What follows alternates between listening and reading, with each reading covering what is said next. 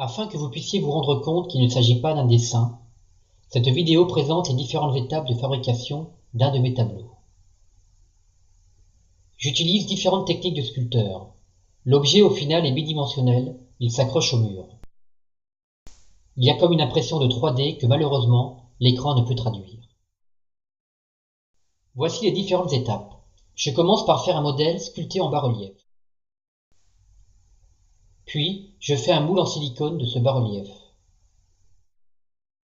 Je l'enduis d'une fine couche de paraffine que je chauffe au sèche-cheveux.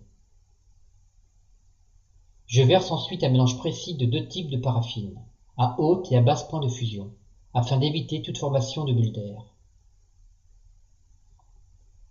Lorsque le moule est totalement rempli, je lisse la surface au cutter. Le support est prêt. Commence alors le travail de peinture.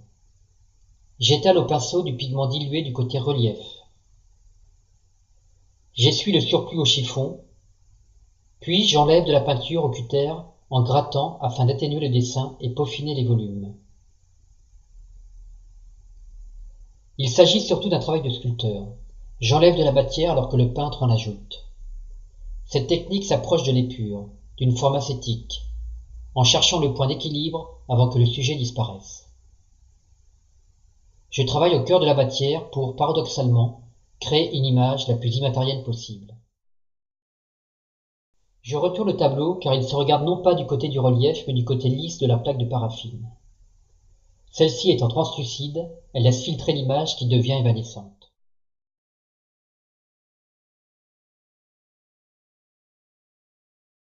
Puis je construis un cadre sous verre spécialement conçu pour ce type de support.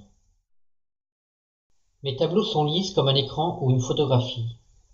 À travers cet effet, j'ai voulu retranscrire ce que je perçois de notre environnement, dont la nature est aseptisée, désincarnée.